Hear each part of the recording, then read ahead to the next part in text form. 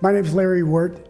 I'm a former media executive, worked for many large companies, and now I'm a serial entrepreneur in the later part of I call it my career.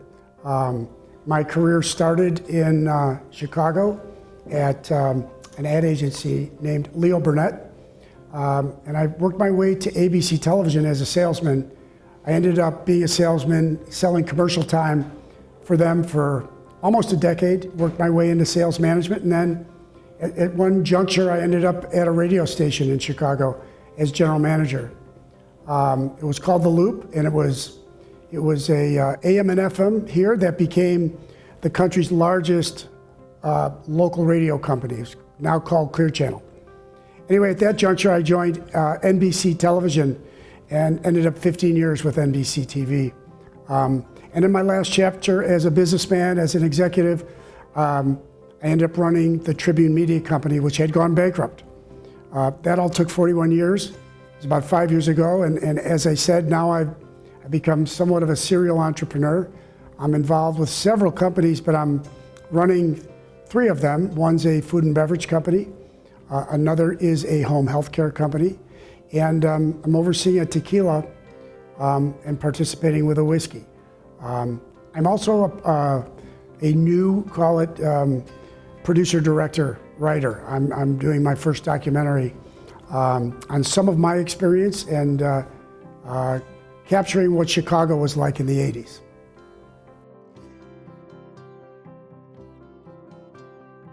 There are moments that opportunity and rears its head, and that's how I ended up into this. I was playing golf with some friends, and they told me about their business and asked me if I consider being on the board. This was after my career had just consummated. The friend, the partner, his name is Bo Jackson. Bo's a rather famous former athlete, now a hunter, a father, and a lover of food, and he had a food and beverage company. And so it just materialized out of need. One of the things I learned from one of my bosses was, and maybe you've heard this line, but never waste a crisis. And they just occur. Sometimes they're foreseeable, but more often they're not. And when they happen, what can you do with that crisis? So in this case, this food company ran into some financial hardships, some self-created, and Bo asked me to jump in and partner and try and navigate the business leadership here in that company. A lot of my career materialized and then advanced because of people moments. I call them people moments. But in the beginning, a lot had to do with mentorship. And I just encountered some incredible mentorship along the way. But the early mentorship is just, I think, really important, right? Because it becomes a building block to that next building block, or to that next experience on, building who you are and what your path and your resume is. So I just had some I say mentor. The term many are familiar with is influencers now. The same thing really in my mind, and that had a great influence on me. And all these things shape how you live your life and navigate your own personal portfolio. One thing I tell my kids, and whenever I speak to people, it's like, unavoidably, we're all going to have a reputation. Like, it's just going to happen. It's not always completely fair, but we're all going to have one. And it's going to be some result of how you've lived your life. It's going to be some result of your behavior and your choices. And that reputation can either be an opportunity or a hindrance for you in the future.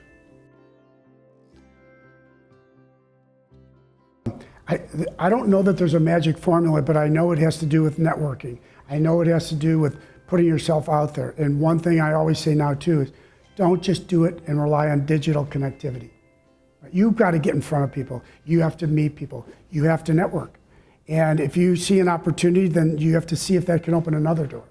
And again, then those moments happen, right? Someone might see an opportunity or take a liking or see where you can bring value to another situation, which is really what you're looking for. Where, gosh, don't just go ask for jobs because you need them.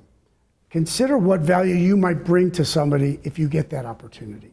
And if you don't see that right away, with training and with focus, anticipate what value you might be able to bring in the future. And that's just a really important thing, because a lot of people need help, need a job, need to start, and that can be part of it. But you really need to focus on what are you going to do for them, right? Not just what you need. Right. And find that balance depending on who you communicate with. And if you connect with somebody and you feel you read the room correctly, self-awareness is really important. And if you connect with someone, don't let that connection go readily. Be judicial and respectful about how you use somebody's time and resources, but always look for that opportunity. Like, what is the next move?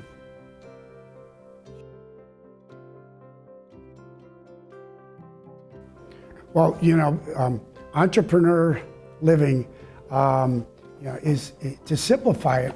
I mean, it's everyone is, when you're an entrepreneur, it's a lot about having nothing and creating a vision to have something, right?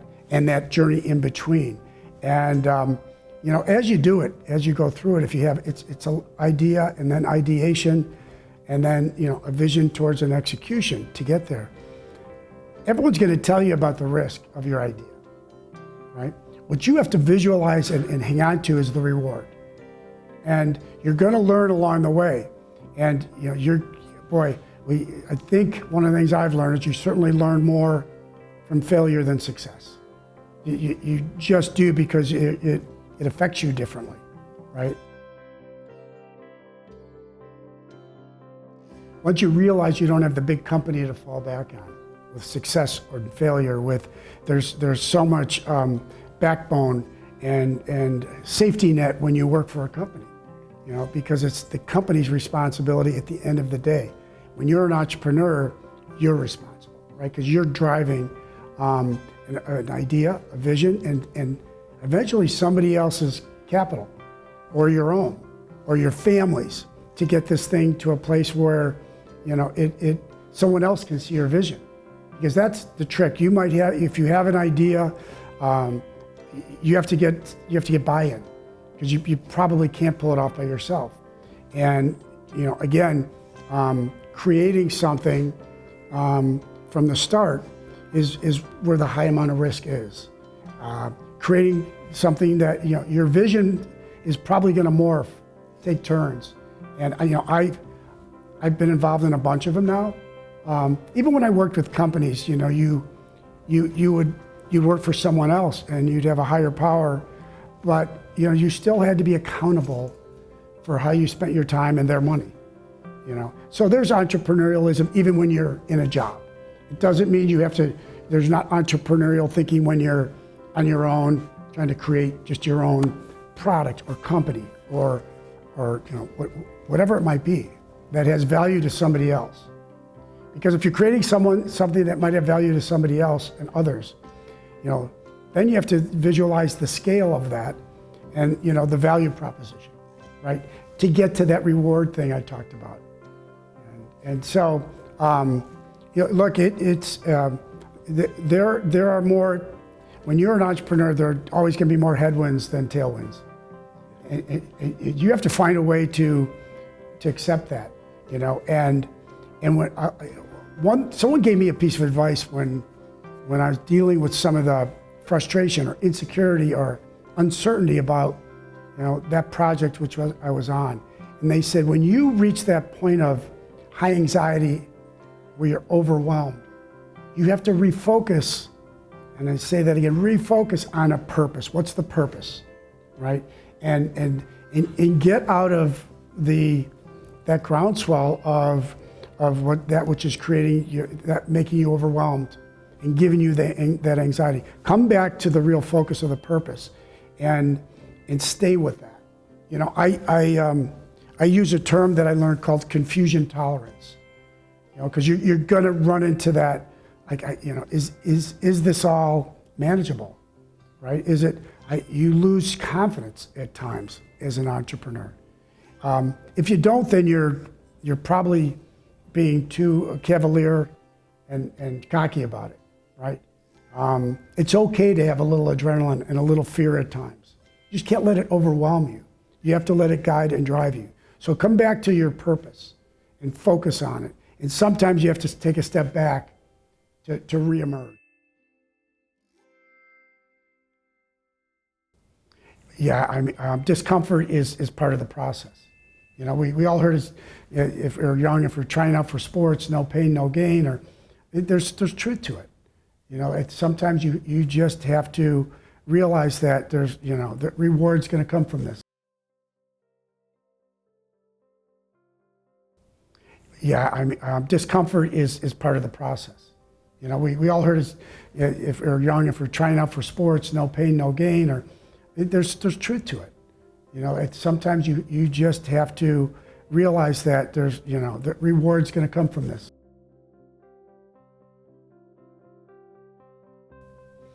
Mine in hindsight was so fortuitous. I'd be hard pressed to want to reproduce it. But there were things along the way for sure that, I'd have maybe gone left instead of right or kept driving straight. I mean, I guess now I recognize the value of time as a currency, more so than ever before, because time has value. If you don't have money, you have time, and you have your ability to use that time. So I call it currency. You can be dead broke, but you have time to do something with that and to again, create value. So I'd probably give more respect to that, because what do they say in your teens and 20s, when you feel bulletproof and I can go through any wall, and there's some truth to it, right? But you want to be creating something that's going to give you security and the ability to make more choices later. Right? You don't want to run out of time and choices.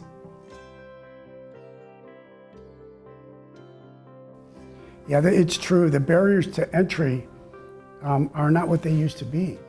Depending on what you want, what business or what opportunity or you want to pursue, because everything's kind of information's available, but how to seek it, and then how to put it together, and then how to move it into a productivity, right, is a challenge.